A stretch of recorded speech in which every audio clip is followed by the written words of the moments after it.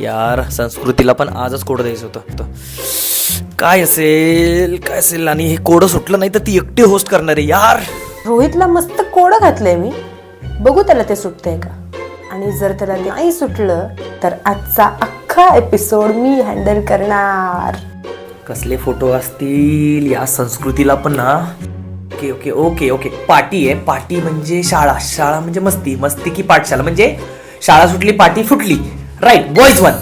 Okay soda bottle गोटी soda बाटली फोडा बॉईज टू. ओके आणि ही येल्लो कार म्हणजे नरू बोंडवे ना बॉईज 3. ओके बिग बेन लंडन म्हणजे बॉईज 4. Okay got it. पण तुम्हाला सांगू का कोण येणार आहे? सुटलंय मला कुठं. एक असा माणूस ज्यांनी 20 वर्षांपेक्षा जास्त मराठी इंडस्ट्रीमध्ये काम केलंय. गेल्या 9 वर्षात संपूर्ण महाराष्ट्राला फिल्मद्वारे हसवणारा डिरेक्टर. 22 पेक्षा जास्त सिनेमांना असिस्टंट डिरेक्शन केलंय आणि जो त्यांनी पहिलाच मूवी केला तोच सुपर डुपर हिट गेला आणि त्याचे 4 पार्ट सुद्धा हिट गेले. आता तुम्हाला समजायलाच पाहिजे कोण येतंय. सांगा मला कोण येणार आहे? विशाल देवरुखकर. विशाल देवरुखकर. कुठे संस्कृती रे कुठे? नमस्कार, तुमच्या सगळ्यांचं पुन्हा एकदा स्वागत करते आपल्या शो मध्ये ज्याचं नाव आहे कलाकार चर्चा, जिथे आपण सगळ्या कलाकारांसोबत खूप गप्पा मारतो, मस्ती करतो, मजा करतो, गेम्स खेळतो आणि खूप नॉलेज घेतो. तसंच आज आपल्या शो वरती आलेले आहेत विशाल सखाराम देवरुखकर सर. तर लगेचच बोलूयात विशाल सरांना. कलाकार चर्चा. तर कसं वाटतं तुम्हाला शो वरती येऊन? मस्त वाटतं यार, खूप चांगला सेटअप केलेला आहे आणि खूप वर्षानंतर असा इंटरव्ह्यू द्यायला येतो त्याच्यामुळे जरा दडपण आलंय मला. ऍक्च्युली दडपण आम्हाला ऍक्च्युली. हो कसं जाणार मग पुढे आपण? गमतीचा पाठ. तर मला दादा असं दादा बोलू की सर बोलू मला कळतच नाही यार. दादा बेस्ट आहे. दादा चालेल ना? सर म्हटलं की मला पण सर कळायला होतं. सो मला असं विचारायचं दादा, इंडस्ट्रीमध्ये खूप वर्ष झाले की तू काम करतोयस, तर आधीच्या इंडस्ट्रीमध्ये आणि आताच्या इंडस्ट्रीमध्ये काय फरक वाटतो का? खूप फरक पडतो. काय होतं, काळ बदलतो, टेक्नॉलॉजी बदलते, माणूस बदलतो, तेच राहत नाही. आणि त्याला आपण डोस देऊ शकत नाही. ते वाईट चांगलं काहीच नसतं. त्यावेळेस पण वाईट लोक होते, वाईट गोष्टी होत होत्या, आता पण होतं. आणि त्यावेळेस चांगलं पण होतं, आता पण चांगलं होतं. रादर आता खूप चांगलं होतं. वाईट गोष्टी म्हणजे ऍज इन आता मागच्या वेळेस पॅन्डेमिक आलं ना. पॅन्डेमिक आलं, काही हे आलं तर त्या सिच्युएशन येतात. आता खूप चांगलं झालं आणि आणायचे फिल्म इंडस्ट्रीला खूप चांगले दिवस आलेले आहेत, त्याच्यामुळे जरा बरं वाटतं. सो आधीच्या इंडस्ट्रीमध्ये म्हणजे अगोदर आपण टेक्नॉलॉजी जसं बोललो गेलो आपल्याकडून, टेक्नॉलॉजीमध्ये आता काय फरक आहे का? खूप फरक आहे आणि त्यासाठी मी अगोदरच्या टेक्नॉलॉजीला खूप जास्त मार्क देईन. कारण ते काय होतं, पहिला सिनेमा निगेटिव्हवर व्हायचा आणि मी निगेटिव्हपासून असिस्ट करायचो. म्हणजे जवळपास झाले 18-19 सिनेमांना केलेले आहे. त्याच्यामधले इनिशियल लेवल जेव्हा होती 2004 तेव्हापासून ते 2012पर्यंत मी 12-14 सिनेमे निगेटिव्हवर केले. त्याच्यामुळे ते माहिती आहे. पण निगेटिव्हची जी शिस्त होती ना ती कदाचित असल्यामुळे ना ती शिस्त आता सगळ्यांना ती लागलेली पाहिजे असं मला वाटतं. कारण लिमिटेड तुमच्याकडे स्टॉक असायचा, आमच्याकडे एक डबा असायचा मॅगझिन जी असतो ना, तो 400 फुटाचा एक डबा असायचा. त्याच्यामध्ये निगेटिव्ह 400 फूट असायची आणि फ्रेम्स म्हणजे 4 फ्रेम्सचं एक फ्रेम, 4 खड्डे असायची, 4 खड्ड्यांची एक फ्रेम त्याला म्हणायचो आम्ही. आणि तसं एका सेकंदाला 24 निघायच्या आणि त्या 16 फ्रेम म्हणजे 1 फूट. आता हे कॅल्क्युलेशन जर नीट केलं, आमच्या डोक्यातच येत नाहीये. 400 फुटाच्या डब्यामध्ये जवळपास तुम्हाला 4 मिनिटं 18 सेकंद एवढे मिळायचे. तर त्याच्यामध्ये क्लॅपला जर आपण 30 फुटेज घेतलं, 40 घेतलं आणि अरे कट याच्यामध्ये अजून हे गेले तर आहे ना. आणि आम्ही ते बघायचो, किती राहिले? 50 राहिले. ओके 50 राहिले. 50 म्हणजे आपल्याकडे जवळपास 1.5 मिनिट आहे. 1.5 मिनिटाच्या असं हे सगळं कॅल्क्युलेशन तेव्हा करायचं, असिस्टंट करायचे तेव्हा. आणि तेव्हा मॉनिटर नव्हते, म्हणजे ते पण आपण मराठीमध्ये मी ज्या ह्याच्याकडे गेले ते हायर करू शकत नव्हते. त्याच्यामुळे कॅमेऱ्याच्या लेन्सच्या बाजूला उभं राहून ते बघायची सवय. आणि डीओपी बोलेल ओके ओके आउट फोकस नाही, अजिबात आउट फोकस नाही. तर ते टेक्निशियन पण शार्प होते. पूर्ण त्यांच्यावरच विश्वास आणि ते ठरायचं. पण त्याच्यानंतर ती प्रोसेसच वेगळी होती. आता तुम्ही एडिट याच्यावर करता, लॅपटॉपवर करता ना, ती निगेटिव्ह प्रोसेस होणार, ती निगेटिव्ह होणार. मग त्याच्यामध्ये ते शॉर्ट क्लॅप नंबर असतात. क्लॅपचं किती महत्वाचं, तेव्हा क्लॅप खूप महत्वाचा होता की तो टाक आवाजपासून साऊंड सुरू होतो, टक क आवाजापासून साऊंड सुरू होतो आणि तिथून निगेटिव्ह व्हिज्युअल मॅच करायचं असं त्या व्हिज्युअलला. इथे साऊंड इथे मॅच झाला पाहिजे आणि तिथून तो साऊंड होतो. त्याच्यानंतर आपण ऐकतो, त्याच्यानंतर आपण एडिट करतो. पण जेव्हा त्या निगेटिव्ह कटिंग व्हायचं ना, तेव्हा ना त्यांना थ्रेड लावायचं की सीन नंबर 6चा शॉट नंबर 4 ओके हे इथे लावून ठेवलेलं. आणि असं खूप ह्यूज हॉल असायचा आणि त्याच्यामध्ये 70-80 डबे. 70-80 डब्यामध्ये आम्हाला सांगायचं की सीन नंबर 6चा शॉट काढ. बोलो अच्छा का 70-80 डबे. मग त्याच्यामध्ये आमच्याकडे ते शीट असायची, ते प्रॉपर लिहिलेलं असायचं. म्हणून तेव्हा ते प्रॉपर लिहायचो आम्ही, कारण हे नंतर आम्हालाच बघायचं आहे. तिकडे लिहायचो की अरे 37 नंबर डब्यामध्ये 12 नंबरची हे. मग तो ते निगेटिव्ह, बरं त्या निगेटिव्ह अशी कोणी हँडल नाही करू शकत. त्याला जरा तरी हे लागलं की पूर्ण फुटेज गेलं, तो करायचं. त्याच्यानंतर शोधायचो, ते कापायचे, म्हणजे ते मुव्हिंग सर कापायचे. म्हणजे ही किती सालची गोष्ट आहे? म्हणजे आता जवळपास 2006-07 2006 मध्ये पर्यंत हे चालत होतं? नाही, चालत होतं 2012 पर्यंत. बापरे. मी असिस्टंट असताना झेंडा निगेटिव्हवर केला. मोर्या आम्ही त्यावेळेस प्रयोग केला होता. डिजिटल इंटरमिजिएट नव्याने आलं होतं ना, तर आम्ही डिजिटल आणि निगेटिव्ह एकत्र दोन्ही शूट एकत्र. हा, आणि दोघांचं फायनल आउटपुट DI वर काढलं होतं. आणि मग ते DI वरून ते आम्ही मॅच केलं की बेटर कोणतं बेटर होतं. निगेटिव्ह ऑलवेज बेटर, कारण ज्याला डेप्थ आहे त्याला हे. ते आता का नाही चालत? काय तसे कॅमेरे राहिले नाहीत ना, कॅमेरे मेंटेन नाही झाले. पण बाहेरच्या देशामध्ये अजून पण चालू आहेत. आणि माझी खूप इच्छा आहे की माझा एकतरी सिनेमा निगेटिव्हवर मी करावा, कारण ती प्रोसेस इंटरेस्टिंग होती. आणि तो द सिनेमा आहे. खूप क्रुशल प्रोसेस आहे, क्रुशल प्रोसेस. आणि ना, म्हणजे आपण आता स्क्रीनवर तुम्ही कलर करेक्शन करता ना, निगेटिव्हच्या याच्यावर ती प्रोसेस असते, ती खूप इंटरेस्टिंग असायची. त्याच्यावर colour correction frame to frame करायचे, frame to frame colour correction plus audio पण तसाच आला पाहिजे त्याचा. ती ऑडिओ म्हणजे आम्ही जेव्हा डबिंग करायचो, खूप अगोदर डबिंग निगेटिव्हवर व्हायचं.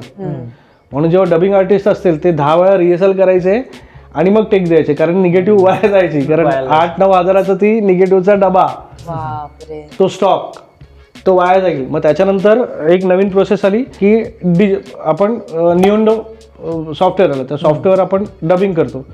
त्या डबिंग मधले सगळी ती प्रोसेस करून त्याची एक आपण DV टेप करतो. ती DV टेप ऑप्टिकलला जाते. ती ऑप्टिकल नंतर ती साऊंड निगेटिव्हवर सुपर इम्पोज केली जाते. आणि साऊंड निगेटिव्हवर तुम्हाला ना फक्त त्या वेव्ह दिसतात. आणि साऊंड निगेटिव्हची 40th फ्रेम आणि फिल्म निगेटिव्हची फर्स्ट फ्रेम ही एकत्र जॉईन करायचे आणि ते एकत्र सुपर इम्पोज करायचं. कळत नाहीये, पण खूप डिटेल मध्ये काम करावं लागत असेल अगोदर, खूप अगोदर. ॲज कम्पेअर्ड टू आता काहीच नाही. फोन कॅमेरा लावला, बटन दाबलं, झालं शूट, लगेच चालू कलर झालं. करेक्शन, डबिंग हे सगळं खूप इझी झालंय आता. एवढं डिफिकल्ट. पण याचा फायदा होतो आहे की नाही? म्हणजे याचा फायदा होतोच आहे, पण काय होतं, ती जी प्रोसेस होती ती जरा मेहनत होती. त्याच्यामध्ये ना ड्युरेबिलिटी होती. माझं प्रत्येक वेळी म्हणणं लॉंग टर्म इन्व्हेस्टमेंट आणि short term investment. Short term मध्ये तुम्ही शॉर्ट पर्यंत शिकता. लॉंग टर्म इन्व्हेस्टमेंट मध्ये ना खूप खडतर प्रवास असतो, पण ते लॉंग टर्म पर्यंत टिकतं तुमचं. त्याला खूप मेहनत होती, पण ते टिकायचं लहानपणी. आणि मला अजूनही वाटतं की मी काहीतरी करू शकतो. कॉन्फिडन्स यायचं कारण आपण ते करायचो. आत्ता चले हो जाएगा, पोस्ट में देख लेंगे. हा, हे जे आहे ना, नंतर करूया रे, लेट गो, तर ते खूप आहे. आणि ते काय वाईट नाही, काळाप्रमाणे बदललं पाहिजे. पण मला तुम्ही सांगाल तर मला ते मी तिकडे त्या साईडला आहे. सो दादा, आपल्या गप्पा गोष्टी तर चालतच राहतील, पण आता आपण मुळात आपल्या गेम्सच्या सेगमेंटकडे. सो क्विक एक्सप्लेन करते काय आहे. आम्ही स्क्रीनवरती तुम्हाला काही पिक्चर्स दाखवणार आहे, फोटो दाखवणार आहे आणि त्याच्यावरती तुम्हाला पटकन तुमच्या डोक्यात जो वर्ड येईल तो एक शब्द त्यांच्यासाठी म्हणायचा आहे. एक खूप शब्द quick, किंवा एका एक second. line. एक लाईन. ठीक आहे, ठीक आहे. चलो रेडी. बटलाटानी दोस्त भाई, क्या बात आहे. मेंटॉर, दादा, भाऊ, मोठा भाऊ, खूप काही विशेषण. Suman chocolate boy, Shahrukh Shinde, Shahrukh Shinde.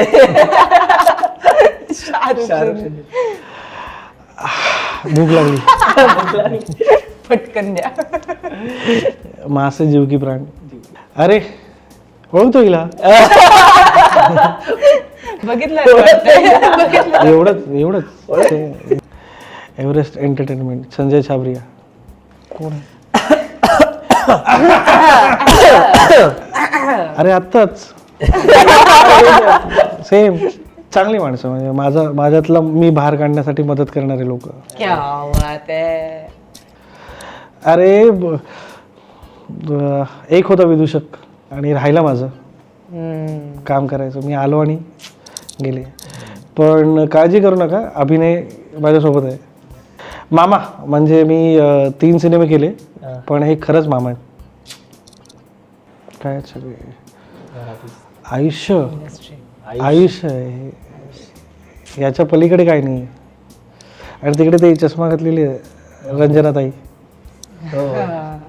Smita madam, Sachin sir, अरे Tarde sir, Mulshi pattern 2 sir. यांनी मला एक नाव दिलं, विशाल इंडस्ट्रीची मशाल आहे पहिल्या पिक्चरला.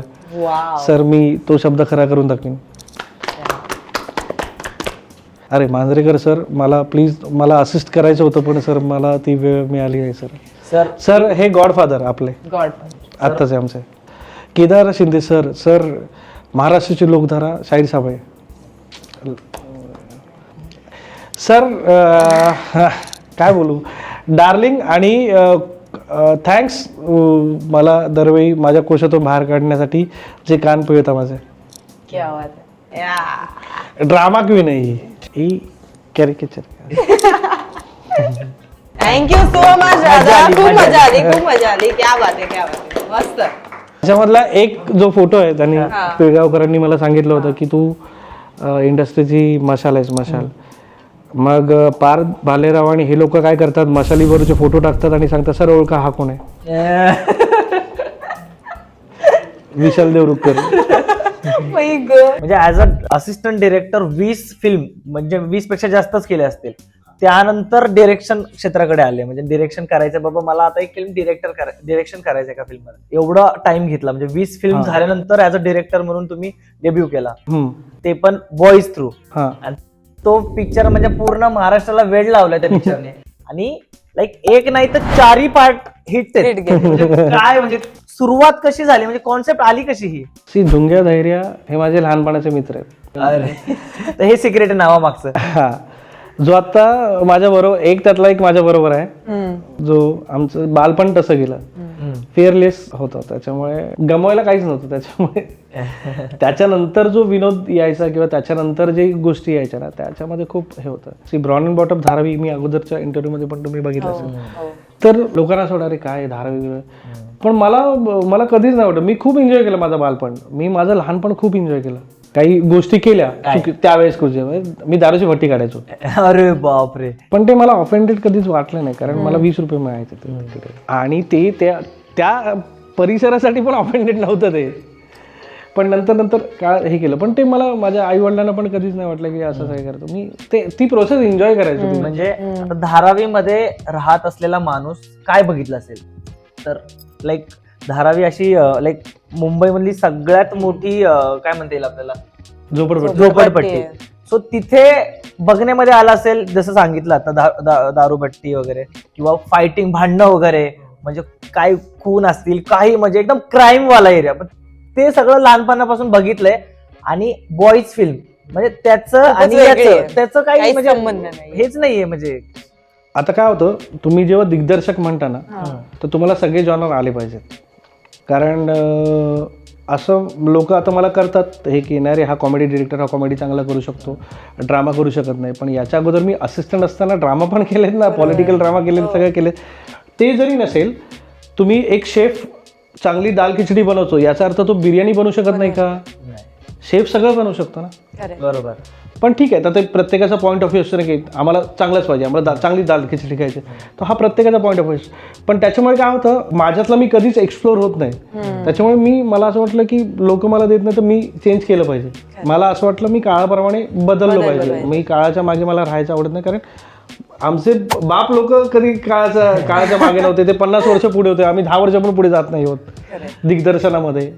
डिरेक्टर म्हणजे नक्की काय हे पहिलं जाणून घ्या. मला तुमच्याकडून जाणून की डिरेक्टर म्हणजे काय, म्हणजे तुमच्यासाठी काय आहे? एका लाईनीमध्ये सांगायचं, तुमची गोष्ट तुम्ही जर नीट छान पद्धतीने सांगू शकला तर तुम्ही दिग्दर्शक.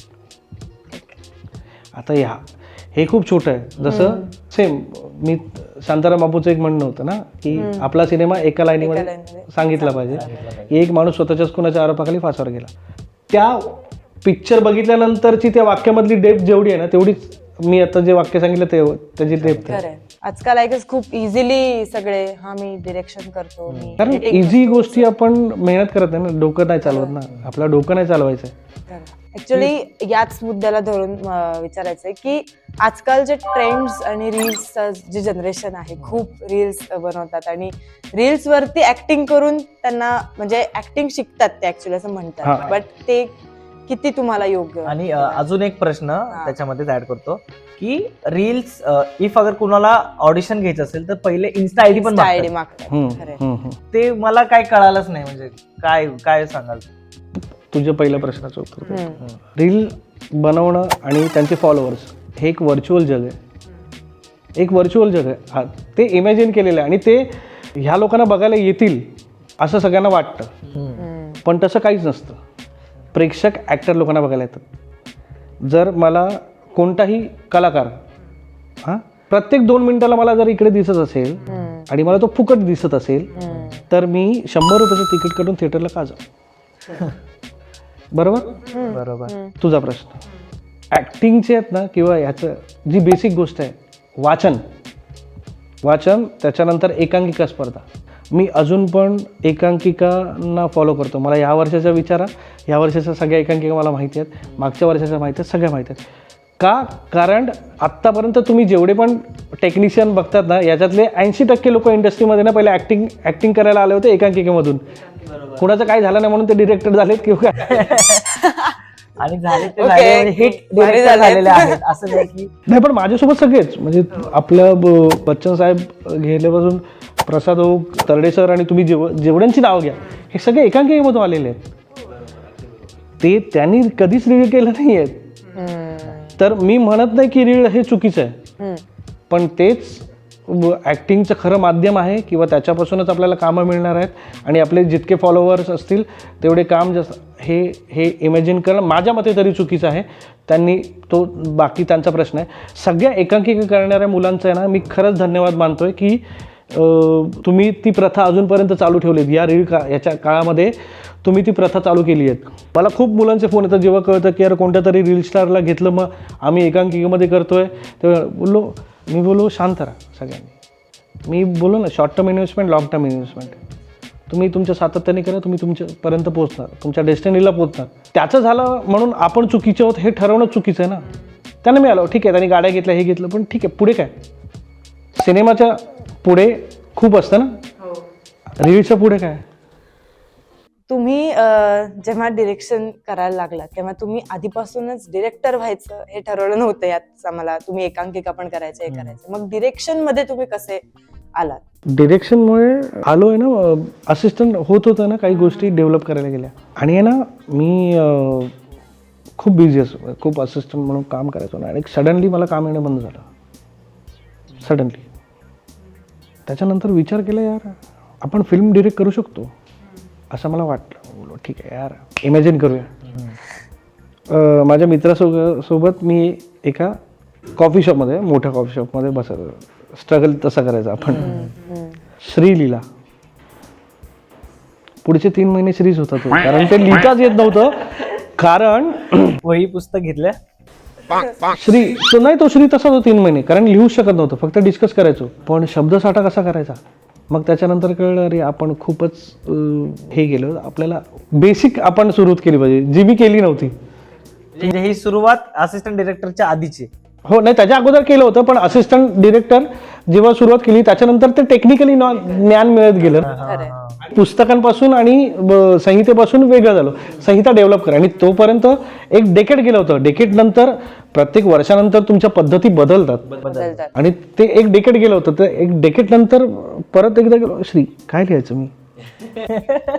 मग परत शंकर पाटील वाचले, परत आनंद सामंत वाचले, परत शिरवळकर वाचले, पु ल देशपांडे तर होतेच, वपू काळे, सगळं परत ब्रशअप केलं. खोसला परत वाचलं नेमाडे साहेबांचं. बोला हा आता तर सगळं येईल.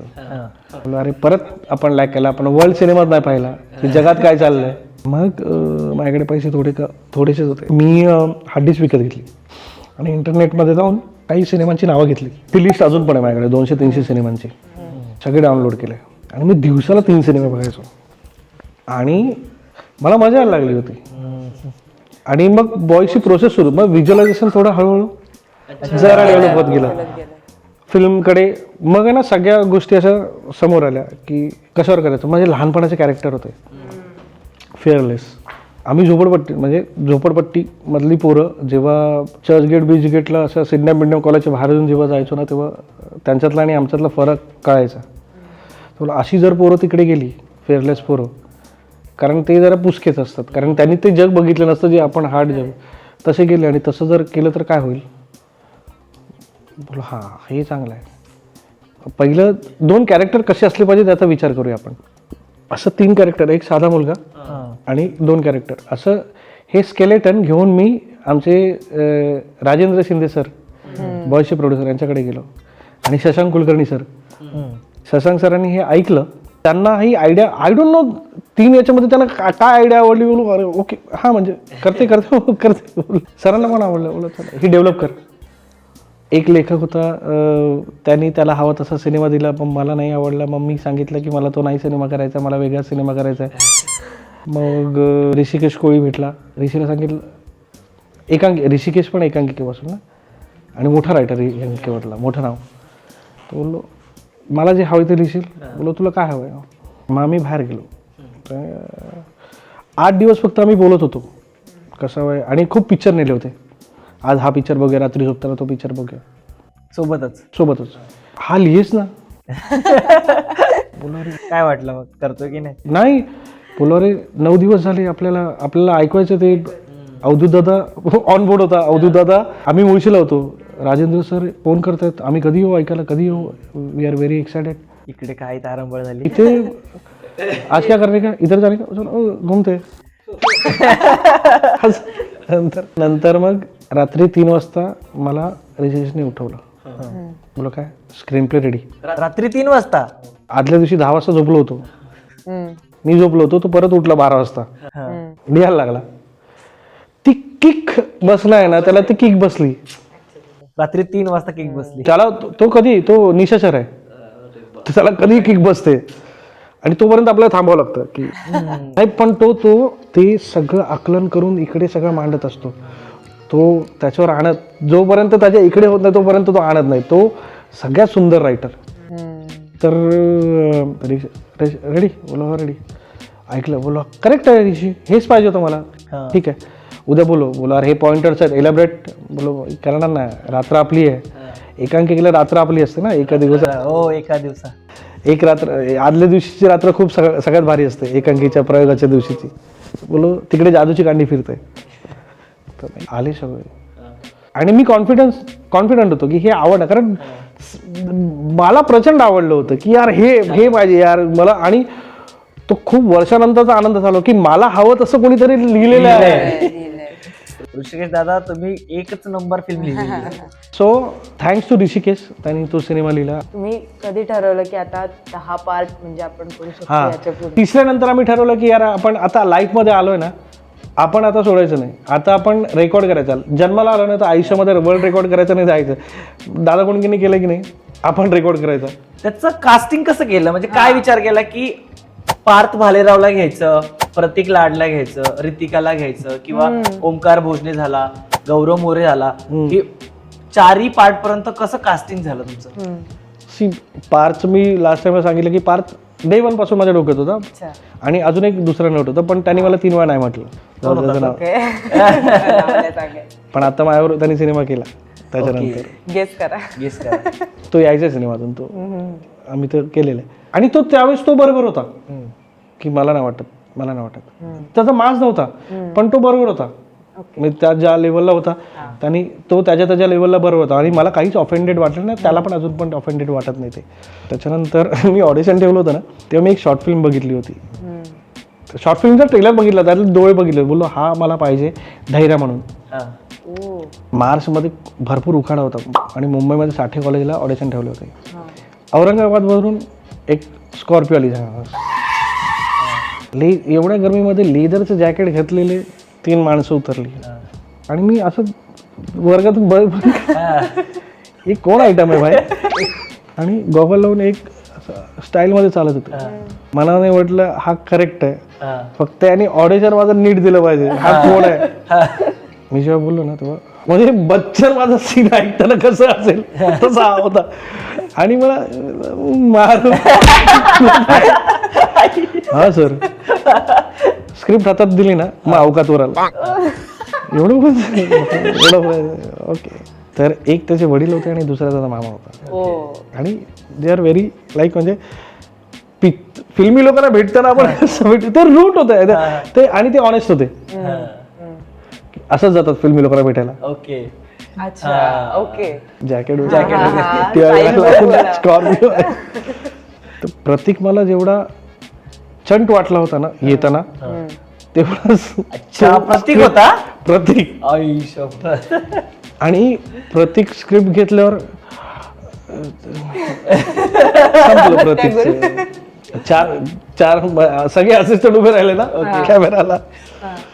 बोललो त्याला जाऊन केलं, बेटा हा लास्ट आणि शेवट चान्स आहे, त्याच्यानंतर केलंच ना हे स्कॉर्पिओ घेऊन डायरेक्ट औरंगाबाद. ते त्याच्यानंतर पण एक किस्सा झाला होता सांगतो प्रतीकचा. केलं चांगलं, मला आवडलं, ओके चला डन. तिकडे तो धैर्य सापडला, म्हणजे कॉन्फिडंट झालो. कबीर सुमन कधीच करणार नव्हता. एक मुलगा आला, त्याने नाही म्हटलं.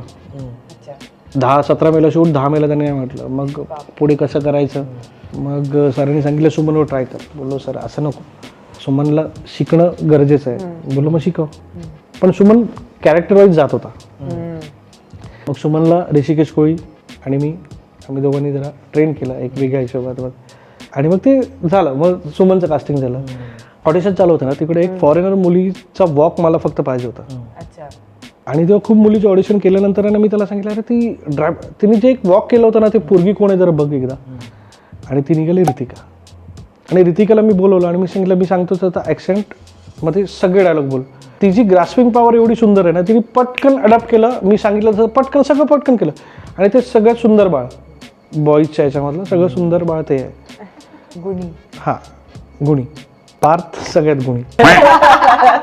पार्थ ऐक. तर हे तिघं पण ह्या तिघांना आपण तोडू शकत नाही. तिघांना कोणीच नाही तोडलंय.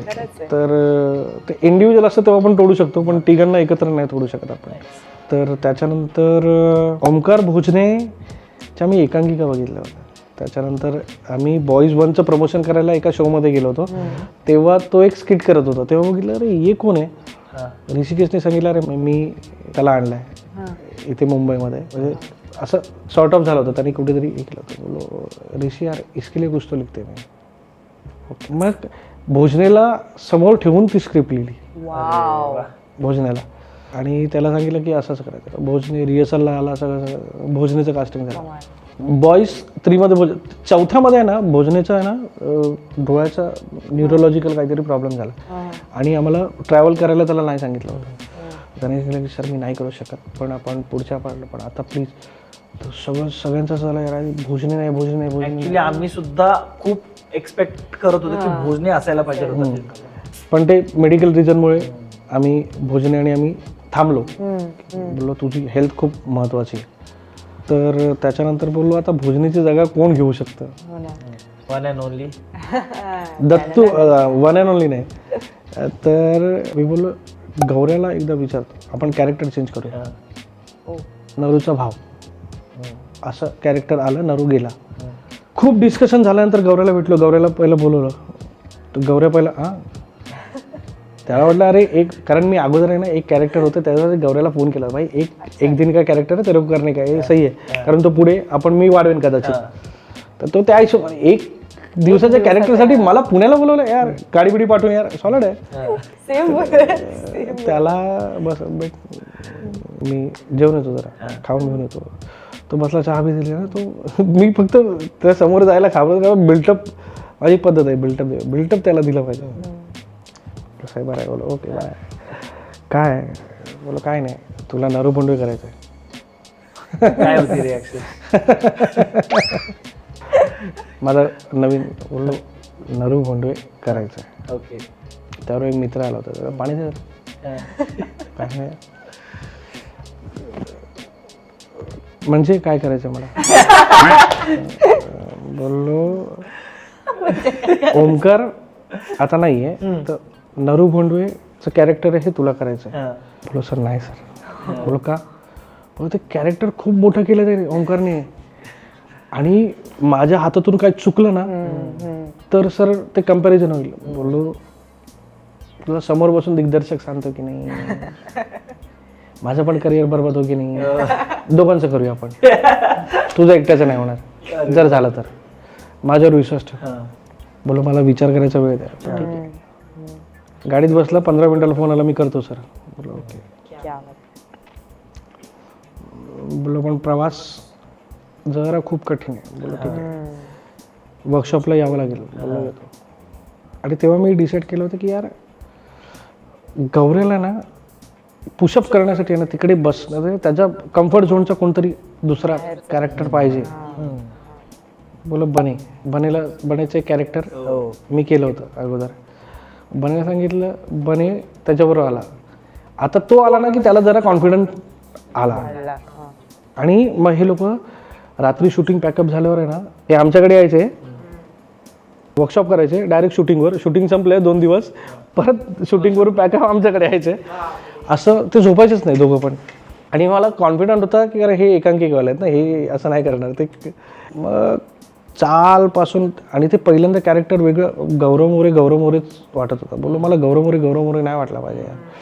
आणि त्याला पण तर तिथून बाहेर पडण्यासाठी खूप प्रयत्न केले. चाल वेगळ्या 10 पद्धतीच्या चाली करूया आपण, हे करूया. त्याच्या पायाला, हातापायाला वजनं बांधली होती. बोललो जरा हे करून दाखव, ते करून दाखव. मग मिरर समोर त्याला चालायला लावला की आता तुझी चाल वेगळी वाटते का. बोललो हां, हे लक्षात ठेव, हे सगळं परत काढ, आता हात पाय काढ, आता वजन हात आता आहेत असं समजून चाल. ओके, आता असं ओके.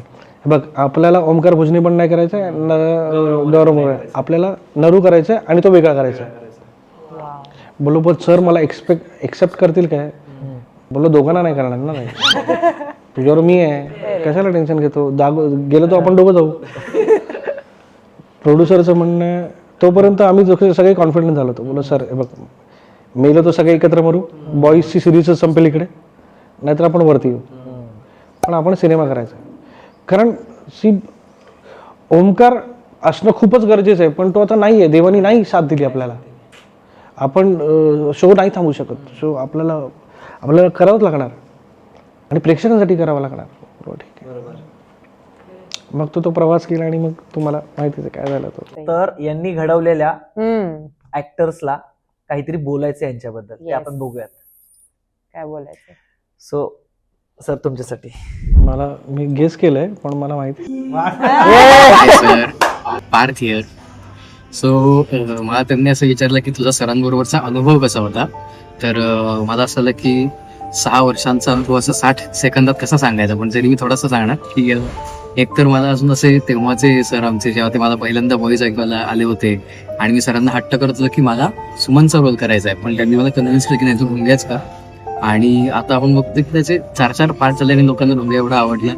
सो ते ॲक्च्युली सरांचं लहानपण आहे भुंग्याचं, ते मला सांगायचं आणि मी तो करायचो तसा, त्यामुळे तो एवढा असा पर्सनल झाला आणि लोकांना आवडला. सो त्यासाठी थँक्यू सर. आणि सरांनी बॉईज व्यतिरिक्त पण त्यांच्या बाकी प्रोजेक्ट्समध्ये पण मला त्यांच्या बरोबर घेतलं, हे मला फार छान वाटलं, भारी वाटलं.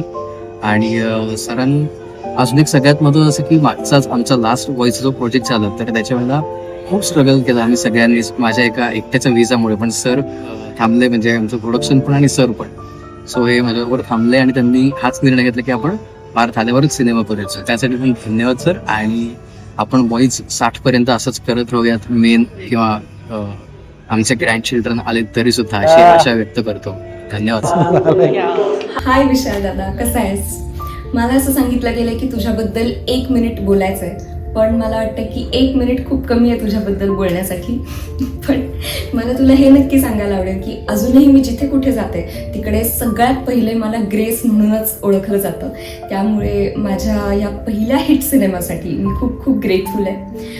त्याचबरोबर हा तुझा पण पहिला सिनेमा होता ॲज अ डिरेक्टर, त्यामुळे मी तुझी पहिली हिरोईन आहे हे पण मला सांगायला आवडेल. त्याचबरोबर मला असंही सांगायला आवडेल की लोकांना हसवणं सगळ्यात डिफिकल्ट आहे आणि तू तुझ्या प्रत्येक सिनेमात हे सातत्याने केलंयस. म्हणजे तुला माहीत असतं की कुठे लोक हसणार आहेत, कुठे लोक इमोशनल होणार आहेत आणि त्या पद्धतीने तू तो सीन क्राफ्ट करतोस. त्यामुळे हे खूपच वेगळं आणि भारीच केलं आहे. त्याचबरोबर तुझ्या नवीन सिनेमासाठी खूप खूप शुभेच्छा. आणि I note is going to be a banger. आणि बॉईज फॉरचं प्रमोशन होऊन आता साधारण 1 वर्ष झालंय तरी आपली भेट नाही झाली, त्यामुळे आपण लवकरच भेटूयात. मला पार्थ म्हणाला काही दिवसांपूर्वी तुमची भेट झाली होती, तर तुम्ही मला फोन केला असता तर मी पण आले असते. तू नेक्स्ट टाइम पुण्यात येशील तेव्हा आपण नक्की भेटूया. वा. तर दादा कसं वाटलं यांना परत एकदा बघून? ॲक्च्युली खूप खूप थँक्स. हे लोक खूप कमी वेळा भेटतात आणि त्या आले की डायरेक्ट तिकडे 2017 जातो आम्ही लोक. पण मजा आली, खूप चांगला सरप्राईज होता. सो मला असं विचारायचं की एवढ्या वर्षाच्या करिअरमध्ये एक अशी कोणती गोष्ट आहे की ती खूप जास्त लक्षात आहे? हां, मला ऑस्कर मिळाला. ऑस्कर मिळाला? क्या बात आहे. हा म्हणजे ते मला जिवंत ऑस्कर मिळाला. एक ती काय म्हणतो ट्रॉफी असते ना, ती जिवंत ट्रॉफी मिळाली. त्याचा किस्सा असा आहे की माझा सिनेमा बघायला एक अंध मुलगा येतो.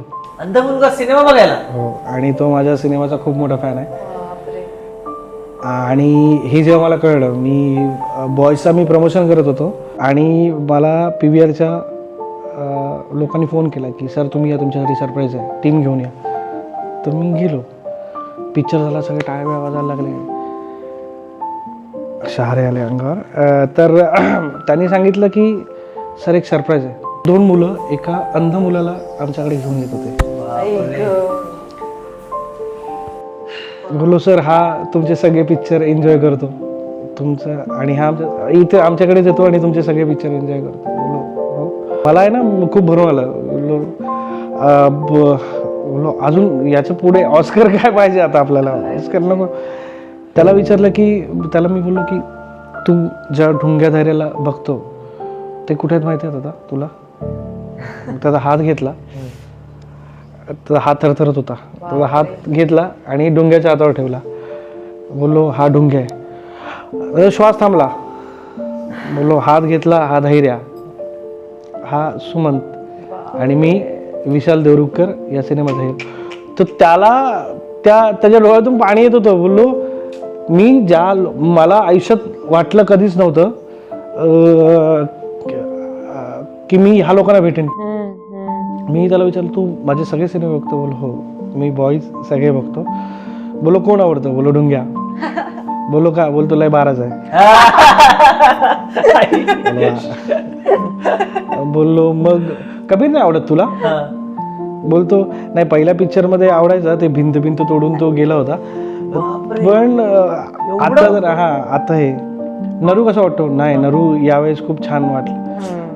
आणि ना हे सगळं बोलत असताना माझ्या डोळ्यात जे भाव होते जे आणि ते मी लपवू शकत होतो. मी त्याला विचारत होतो आणि याचा व्हिडिओ शूट केला. याच्या पलीकडे आपल्याला काय नको यार.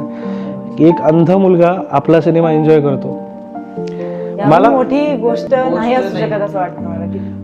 म्हणजे मला जर तुम्ही विचारलं की दिग्दर्शकच का झालास, तर आहे ना दिग्दर्शक असणं हे एवढं सुख देऊन जातं ना मला. कारण जेव्हा एक सिनेमा एक संहिता करत असतो ना तेव्हा एन नंबर्स ऑफ कॅरेक्टर फिरत असतात आतमध्ये आणि ते घेऊन जगणं एक वेगळ्या जगात राहणं ते जग मला खूप आवडतं कारण ते इमॅजिनेशन कारण सगळ्यात आयुष्यामधली सगळ्यात सुखकर गोष्ट काय आहे माझी जर मला विचाराल ना तर तुम्ही एक इमॅजिन केलेला सीन तो सत्यात तुम्हाला इकडे पडद्यावर दिसतो आणि ते एन्जॉय करत असताना लोक ते एन्जॉय करतात आणि त्यात डोळस लोक सुद्धा आणि एक अंध मुलगा तर सगळ्यात हॅपीएस्ट फिलिंग मला जो मी विचारत ते ही आहे क्या बात आहे. आणि हेच बॉयचं सक्सेस आहे आणि ह्याच कॉन्फिडंटवर तो प्रश्नाचं उत्तर की 11 भाग का करावे लागले तर याच्यासाठीच आम्हाला ते 10 की 11 पार्ट आम्ही जेवढे पण करणार आहोत ते ह्याच कारणासाठी करायचं. माझी एक छोटीशी रिक्वेस्ट आहे तुम्हाला की तो व्हिडिओ आम्ही बघू शकतो का? एक छोटी रिक्वेस्ट आहे आमची. ठीक आहे तो मी खूप कोणाला दाखवायचा नव्हता मला पण ठीक आहे पण चुकीचं फक्त लोकांनी घेतलं नाही पाहिजे याच्यासाठीच मी तो हे करत नाही, होतो. चुकीचं मला नाही वाटत की याच्यात काही आहे एखादा बॉईज वन आवडला का बॉईज टू आवडला? मला दोन्ही आवडले. हो एकदम खास दोन्ही. बॉईज टू मध्ये कुणाच काम सगळ्यात जास्त आवडलं? डुंग्या. आणि नरूचं? हो नरूचं होतं पण डुंग्याचं काम जास्तच आवडलं कारण नरूच्या वेळेत त्याच्या डुंग्याच्या ठोकाठोकीचं हे करायचं ना असं मारामारीचं ऍक्शन खूप आवडला डुंग्याचा. बॉयज वन मध्ये धैर्य डुंग्या दोघांचंही आवडलं. तुला कबीर नाही आवडला? कबीर खूप आवडला खूप आवडला कारण पहिल्यांदा तो शांत होता बॉयज वन मध्ये हळू हळू हळू त्या भिंतीवरनं चढून तुम्ही ते केसला घेऊन पलीकडे गेला आणि ते सर्व आवडलं होतं मला. सगळं इमॅजिन आहे म्हणजे लक्षात आहे त्याला. तुझं गाणं कसं वाटलं? त्यावेळेस आणि त्याच्यामधलं यामधलं ते बाटली गोटे सोडा बाटली फोडा या मस्त वाटलं आणि बॉईज वन मधलं कुठं कुठं जायचं आणि म्हणलं एकदम नवीन टाप बनवलं ते मस्त वाटलं. आणि देवा देवा देवा हो म्हणूनच त्यांनी उल्लेख केला होता ना त्या मावशींनी आवडत गप्पे आलं की पुण्याला हे पण मजा आली थँक्यू सो मच बरोबर आला. हो मला खूप इच्छा वाटते मला वाटलं होतं की डुंग्याचा एकदा भेटावे भेटावा हा स्वप्न पूर्ण झालं माझं. क्या बात आहे. हा एकटा येतो आणि याला बसवतात एका ठिकाणी हा. याच्यासाठी स्पेशल खुर्ची ठेवलेली असते त्याने वाव. आणि तो बोललो मला एकदा फक्त माझी त्याच्यानंतर माझी इच्छा खूप झाली की आहे ना त्याला ते बघताना मला स्वतः बघायचं आहे. बोलो सर आम्ही बघतो सर तो टाळ्या शिट्ट्या सगळं बोलो अरे मग मला रडूच आवरे ना की यार एवढं कोण करतं आपल्यासाठी. खरंय खरंय आर्ट टचिंग व्हिडिओ एकदम. सी हा मी किंवा हा पार्थ भालेराव हा बॉईज आहे आणि ती आम्ही मिळून केलेली कलाकृती आहेत. मग राजेंद्र शिंदे असेल शशांक कुलकर्णी असेल एडिटर गुरु पाटील DOP योगेश कोळी जाटला सगळे ही 3 मुलं भोजने गौऱ्या बने सगळे हे सगळे काय म्हणतात शिलेदार आहेत या सगळ्याचे. आपण तुमच्या प्रोफेशनल लाईफ बद्दल बोललोच बट मला तुमच्या पर्सनल लाईफ बद्दल एक क्वेश्चन विचारायचा आहे तुम्हाला. एकदम स्माइल आली जराच्या चेहऱ्यावरती लगेच. सो एका सक्सेसफुल माणसाच्या मागे एका स्त्रीचा हात असतो असं म्हणतात आणि तुम्ही तुमच्या लव्ह स्टोरी बद्दल तुमच्या बायको बद्दल काय सांगाल की तुमची लव्ह स्टोरी कशी झाली? आम्हाला माहित नाही ऍक्च्युली की काय आहे. काय जनरली आमच्या लाईफमध्ये सगळं उलटं घडलंय म्हणजे माझ्या आणि कृतिकाच्या म्हणजे उलटं पहिल्यापासूनच लाईक जनरली मुलं प्रपोज करतात. कृतिकाने मला प्रपोज केलं होतं पण ते कसं मला सांगितलं होतं की तू मला प्रपोज कर मी तुला हो म्हणेन इनडायरेक्टली. म्हणजे नाही कळत. आम्ही खूप पुण्यामध्ये स्ट्रगल कर मी डिरेक्टर पण नव्हतो तेव्हा मी असिस्टंट होतो आणि मी आणि कृतिका भेटायला लागलो आणि तिला मी खूप आवडायला लागलो आणि तोपर्यंत माझा असं होतो नाही यार कामामध्ये डिस्ट्रॅक्शन नको त्याच्यामुळे प्रेम बिमच्या लफड्यामध्ये पडायचं. याच्या अगोदर पण मी कधीच मुलींच्या याच्यामध्ये नव्हतो. माझ्या खूप मैत्रिणी पण मला ते प्रेमात पडावंसं वाटलं नाही कारण मला खूप असं वाटतं की ते डिस्ट्रॅक्ट करेल मला.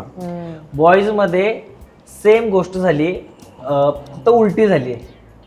काय सुमंतला प्रेम व्हायचं बट मुलगी सोडून जायची. तर तुमच्या रिअल लाईफ मध्ये उलट आहे. तर आणि तेव्हा ॲज अन मैत्रीण म्हणून आहे ना कृतिकाने खूप सपोर्ट केला की मला तो काळ खूप हे होता. आणि आहे ना मी तेव्हा इमॅजिन केलं होतं की यार मला जरी मी आयुष्यामध्ये लग्न करीन ना तर पण मी ॲक्ट्रेस बरोबर लग्न नाही करणार, कारण ते यार ते असं होतं यार, मग तू मला का नाही घेतलं यार पिक्चरमध्ये यार, मग असं होतं. आणि आपण खूप ऑनेस्ट आहोत आपल्या याच्यामध्ये, ते रोलला जर गेलं नाही ना तर मी खरंच नाही घेत. तर मी देवाला सांगितलं, तिने इनडायरेक्टली जेव्हा मला सांगितलं की तुम्हाला हो प्रॉब्लेम, माझ्या काय अटी आहेत जेव्हा मुली टाकतात, तर मी खूप मात केला तेव्हा. गमतीशीर गोष्ट आहे. माझ्या खूप अटी आहेत. एकतर ॲक्टर असल्यावर मी काय डिरेक्टर म्हणून तुला घेईनच असं काही नाही. मला जेव्हा वाटेल ज्या रोलला तू असेल तेव्हा मी घेईन, पण ते आपल्या दोघांमध्ये असं नाही झालं पाहिजे. पर्सनल प्रोफेशनल नंतर सगळं पर्सनलच होऊन जातं, मग प्रोफेशनल काय राहत नाही. आणि खूप सिरियस हे झालं. ती म्हटली मला तसंच करायचं असतं ना, मग तू सिनेमाचा दिग्दर्शक झाल्यानंतर तुझा पिक्चर हिट झाल्यानंतर मी तुला प्रपोज केलं असतं ना, किंवा मी सांगितलं असतं की आपण दोघं एकत्र राहूया आपण. बरं ठीक आहे. मग तिथून लव्ह स्टोरी आमची सुरू झाली. मग जेव्हा बॉईज सुरू होत होता तेव्हा ती प्रत्येक रात्री मला भेटायला यायची तिकडे, कसं झालं बरं झालं असं ना. आणि तेव्हा मी खूप चिडचिड करायचो, मी खूप नालायक असोसिएट होतो दबंगसारखा. त्याच्यानंतर मी बोललो ती दरवेळेस चिडचिड करायची नाही, आपण दिग्दर्शक आहात, आपण असोसिएट डिरेक्टर नाही होत आता, आपण हे करायचं ते करायचं ते करायचं. आणि प्रत्येक गोष्टीमध्ये एक ती पहिल्या पिक्चरच्या डिरेक्शनची एवढं सगळं घडल्यानंतर जे सांगितलं त्याच्यानंतर एक रिलॅक्सेशन पॉईंट पाहिजे होता, जो आपण फोनवर बोलून किंवा भेटून 2 मिनटं रात्री हेपर्यंत. ते तसं ती 30 दिवस पुण्यात शूट होते, 30 दिवस मला कसं ना कसं तरी येऊन कुठून तरी भेटायची. सेटवर कधीच आली नाही ती, एकदाच आली होती. ती बोला हाय हॅलो करायला तिकडे. आणि तिथं ॲक्टिंग तिथं चालू आहे. आम्हाला आता म्हणजे मागच्या 2 वर्षात आम्ही लग्न केलं, पण आत्तापर्यंत आमच्या आयुष्यामध्ये असं काहीच घडलं नाही की यार ती माझ्या एकही पिक्चरमध्ये नव्हती. मागच्या पिक्चरमध्ये फक्त कॅमेओ केला. याचा अर्थ तिला खूप जण प्रश्न विचारतात आणि तिला खूप राग येतो की तुझा नवरा डिरेक्टर आहे. पण त्या लोकांना पण कळलं पाहिजे पिकतं तिथे उगत नाही आहे. आणि मी त्यांना बोललो तू सांग ना त्यांना, किंवा ती पण सांगते की अरे तो खूप ऑनेस्ट आहे, त्याला वाटेल ना तर तो घेईल. आणि कृतिका तुम्हाला बिलीव्ह करत नाही, तुम्हाला माहिती असेल सगळ्यांना, कृतिका माझ्या प्रत्येक पिक्चरचं ऑडिशन देते आणि त्या ऑडिशनमध्ये ती रिजेक्ट होते. नॉट बिकॉज तिला ॲक्टिंग येत नाही, मी जे इमेजिन केलं त्या कॅरेक्टरच्या ती जवळपास म्हणजे कॅरेक्टरमध्ये तशी जात नाही, किंवा मी जे व्हिज्युअल करतोय कॅरेक्टरला ते आता जे व्हिज्युअल केलं त्या कॅरेक्टरला ती हे करत नाही. नाही तर माझ्यासाठी खूप सोपं आहे ना माझ्या बायकोला रोल द्यायचा. हे म्हणजे जे लोक प्रश्न विचारताना हे कळलं पाहिजे की मला किती सोपं आहे. ऍक्च्युअली मी डिरेक्टर आहे, मला कोण काय बोलणार आहे. किंवा मला असं पण वाटत नाही यार माझ्याच बायकोला रोल देतो असं कधी. मग मी 6 पिक्चर म्हणजे 7 पिक्चर केले, त्याच्यामध्ये एका पिक्चरमध्ये तर मी बोललो, मग बाकीच्या पिक्चरमध्ये या पिक्चरमध्ये घेतलं की नाही. यावेळेस तिला कॅमिओ करायचं होतं, बोलतो मला आहे ना तू एवढं स्वतःला माज करून दाखवतो, मला डिरेक्टर कोण आहेस तू मला बघायचंच आहे. मग बोललो ठीक आहे एक कॅमिओ कर आमच्याकडे. आणि बोललो ठीक आहे ओके. बरं आमच्या सरांचं पण म्हणणं ते लिहिताना बोलतो कृतिकासाठी बघ, बोललो आपण गोष्ट बघूया काय येईल ते आपण ठरवूया. आणि असं नाही की मला तिच्यावर काम नाही करायचं आहे, काहीतरी पाहिजे ना, हे काम हुआ म्हणजे हे काम, आणि वेळ लागणार त्या गोष्टींना. याचा अर्थ असं नाही की, आणि तिला त्याचा खूप त्रास व्हायचा, आता तिला त्रास होत नाही, आता ती उत्तर द्यायला लागते. अरे तुझाच नवरा तुला घेता, आम्ही तुला कशी कामं देणार. बोललो हा काय क्रायटेरिया आहे कुठला. मग अर्जुन तेंडुलकर तर स्क्वॉडमध्ये पाहिजे होता, बरोबर आहे. मास्टर ब्लास्टरचा मुलगा आहे ना तो, सुनील गावस्करांचा मुलगा रोहन गावस्कर, तो पण पाहिजे होता. एवढं सिम्पल आहे. आणि त्याचा आता आमच्या लाईफमध्ये काही फरक नाही पडत. त्याच्यामुळे पहिल्या इनिशियल लेवलला त्रास व्हायचा, माणूस आहे तो त्रास होणार. आणि नवरा बायको हा प्रकार आमच्याकडे नाही आहे, आम्ही मित्र खूप जास्त चांगलं आहे. त्याच्यामुळे मित्र आहे आत्ता पण मित्रच आहोत. नवरा बायको मला नाही वाटत आम्ही कधी आहोत, लोकांसाठी आहे पण आमच्या एकमेकांसाठी नाही आहेत. आणि आमचं दोघांच्या पण गरजा एवढ्या कमी आहेत ना की जास्त हे नाही लागत, एक्सपेक्टेशन ठेवत पण नाही आणि करत नाही. कधी वाटलं डाळ भात आम्हाला खूप जास्त पुरेसा असतो, वरण भात आणि तूप. So sweet. असं अशी लव्ह स्टोरी नाही ऐकायला मिळत आजकाल, खरंच नाही मिळत. बट क्या बात आहे, कृतिका ताई एक नंबर. चांगले हसबंड मोठा श्वास सायलेन्स कळला असेल. ठीक आहे. आता एक ट्विस्ट आहे, सो मला माहिती आहे की तुम्हाला खाण्याची खूप जास्त आवड आहे. तसंच माझ्यासोबत जी आहे ना संस्कृती, तिला देखील खाण्याची खूप जास्त आवड आहे. वा. सो आजचा गेम मी तुम्हाला लगेचच सांग. Okay, setup is ready. तर आजचा गेम आहे, तुम्ही बघितलंच असेल, पाणीपुरी. तर तुम्हाला 3 मिनिटाच्या आतमध्ये पाणीपुरी खायची असते. बरं. सो जो जास्त खाईल त्याला मिळणार आहे 1,00,000 रुपये. हा? म्हणजे हे गायब करायचं ना. सगळं काय करायचं. अरे संपलं. डन. ठीक आहे, रेडी आहात?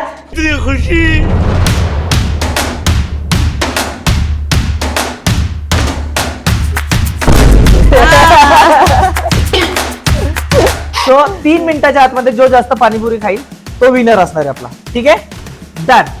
सो रेडी आहात तुम्ही? एकदम काय स्ट्रॅटेजी वगैरे काय आहे का तुमची?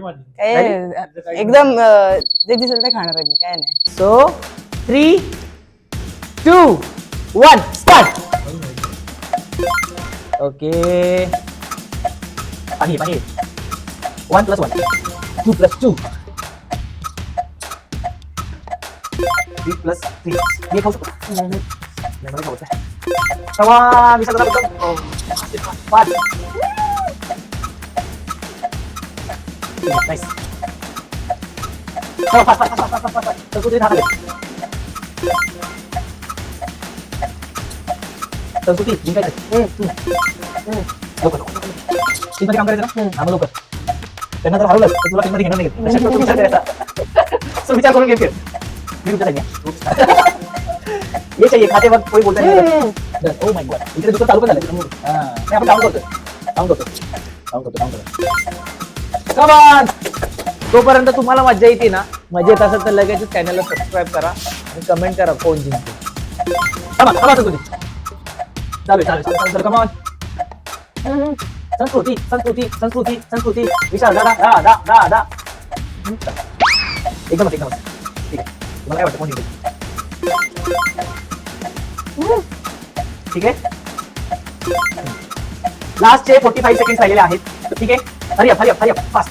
काय वाटतं कोण जिंकेल? किती झाले? नाही माहिती. इकडे जास्त झालेलं आहे ऍक्च्युली. Last 25 seconds. लवकर 1 मिनिट लोकांची राहिली आहे. Hurry up. होतंय.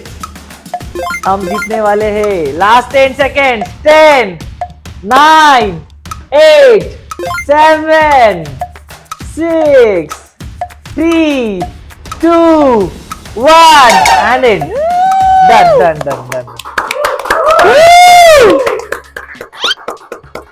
तर कसा वाटला हा गेम? मजा आली पाणीपुरी खाऊन? स्केरी होता. खूप मजा आली. मला तर खूप मजा आली पाणीपुरी खाऊन. वाव. पुढचे 4 वर्ष मी पाणीपुरी आता नाही. खूप पाणीपुरी खाल्ली. काय वाटतं कोण जिंकलं असेल दोघांपैकी? कुणाला? मला वाटते की दादा जिंकले. मला पण वाटतं मी जिंकलो. सो संस्कृतीने पाणीपुरी खाल्लेले आहेत किती? 19. सॉरी दादा, तुझं अंदाज मला वाटलं की तू जिंकावस, बट दादांनी पाणीपुरी खाल्लेले आहेत 23. तर आजच्या गेमचे विनर आहेत विशाल देवरुखकर. पाणीपुरी किंग. सो दादा खूपच मजा आली पाणीपुरीच्या चॅलेंज मध्ये आणि खूप पोट भरलंय. तुम्हाला आम्ही आता काही थोड्याशा स्टेप शिकवू. आमची कलाकार चर्चा त्याचं टायटल ट्रॅक आहे, त्याची जी हुक स्टेप आहे ती आम्ही तुम्हाला शिकवणार आहे आणि ती तुम्हाला आमच्यासोबत करायची आहे. So are you ready? समस्त कोरिओग्राफर समाजाची माफी मागून ready. Yes, okay, let's go. Yes.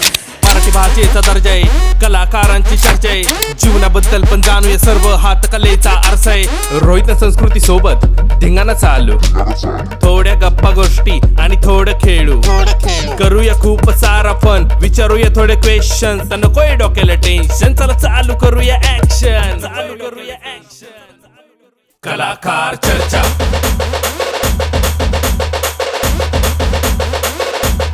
कलाकार चर्चा.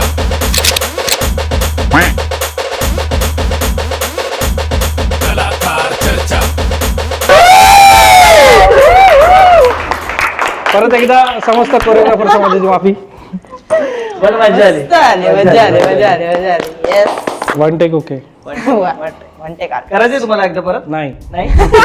नाही. खूप मजा आली आम्हाला तुमच्यासोबत डान्स करून. तुम्हाला कसं वाटलं? मला घाम फुटला.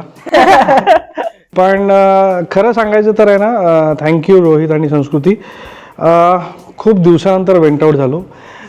काही आग बाहेर काढली, काही इमोशनल मुवमेंट बाहेर आल्या. कसा वाटतोय तुम्हाला, कसं वाटतोय, काय वाटतोय तुम्ही एकदा सांगा. आणि यांच्या चॅनलला सबस्क्राईब करा. Thank you Thank thank you you, sir. thank तुम्हाला you so आमच्या much. शो कडून एक छोटस गिफ्ट आहे.